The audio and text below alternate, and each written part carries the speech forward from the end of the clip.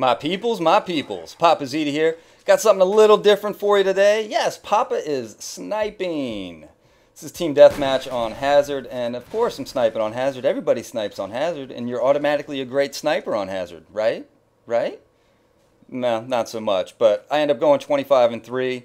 Spoiler alert, and double spoiler alert. There's going to be a bunch of spoiler alerts in this commentary because I'm talking about movies. A couple recent movies my wife and I went to, and my disappointments with those movies. Oh, this is nice right here. I'm like, wait, what? Wait for it. Spidey sense is starting to tinkle. Spidey sense, run! Run, run, run! And get him with my dual 6-shooters. Let's see, 2 6-shooters, that equals counter 12 bullets. Math.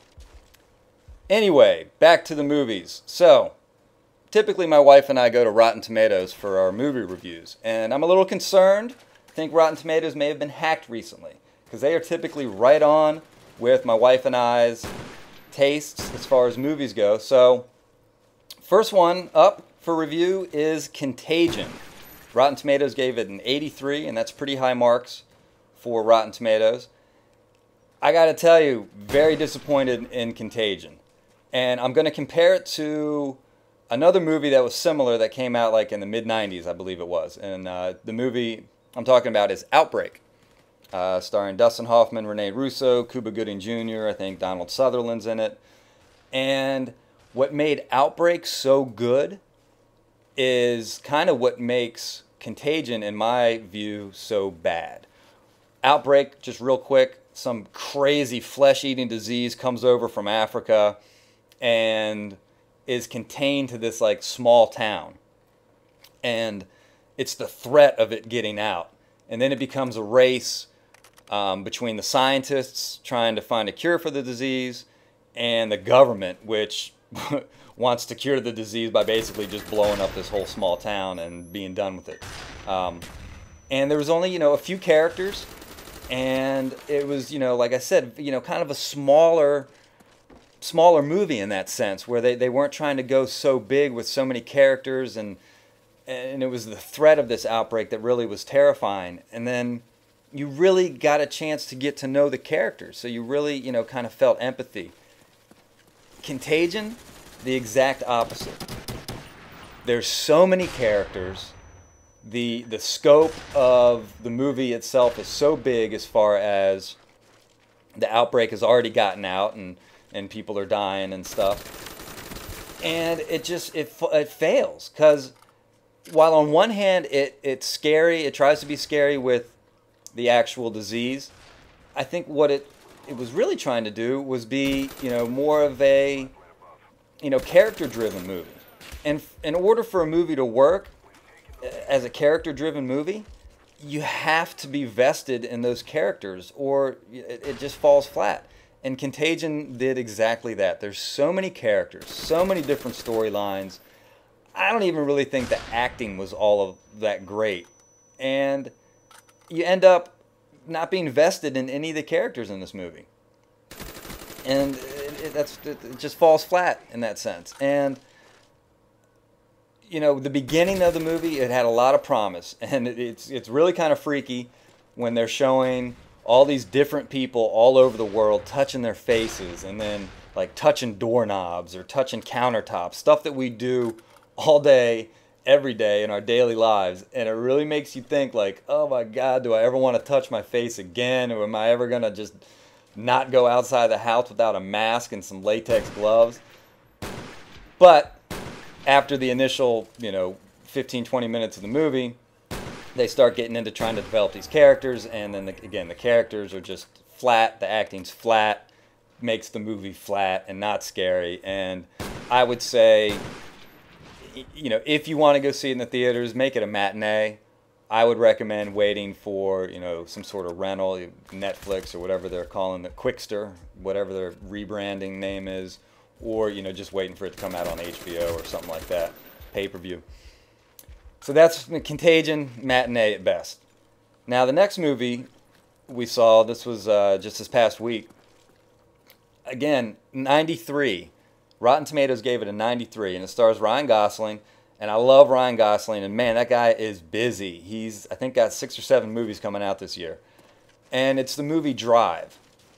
And while not as bad as Contagion, I'm going to still say probably save your money and check it out in a matinee. And I don't know. Drive. Okay, so it's about this guy, Ryan Gosling's character, who's like this mysterious driver. You know, he works in a as a mechanic by day, and the opening scene they show him kind of helping out a couple bad guys doing some sort of heist, and he's the driver, and it's a very artsy movie. It's like there's a lot of setup, and then the violence is very graphic. If you like graphic violence and lots of blood and just brutality, the violent parts are good for that.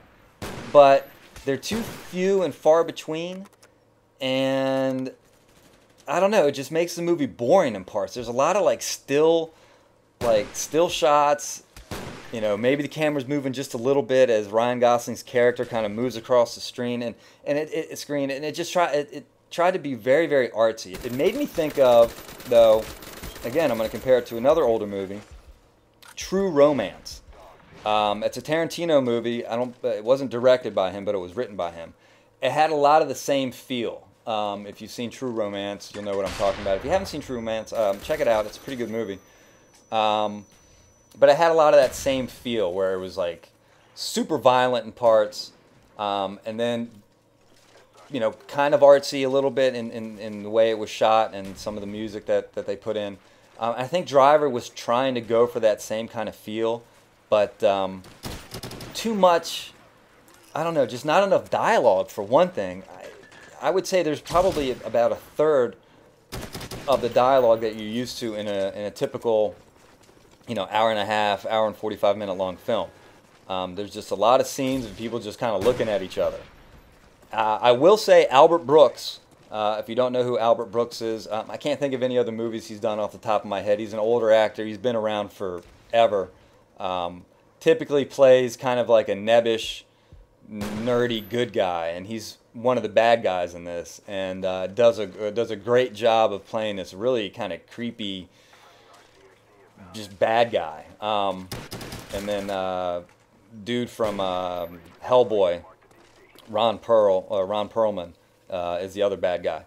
But again, just too much artsy, not enough action between the violent parts. Again, the violent parts are great. I enjoy a good face getting smashed in, and they do a really good scene of this dude getting his face just stomped.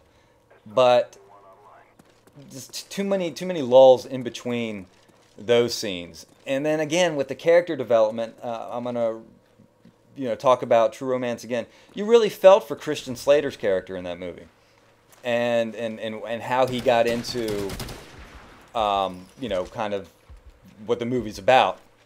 With Driver, they try to do the same kind of mysterious thing, and it just doesn't work because they don't give you enough. It's like he's too mysterious.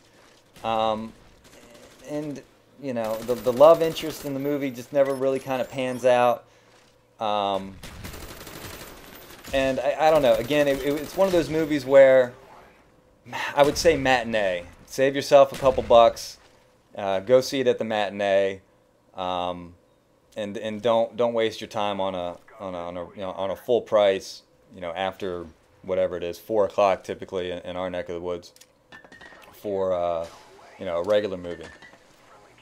So I guess that is about it. This game is winding down. It's not even close to being over, and my sniping skills could definitely use some work.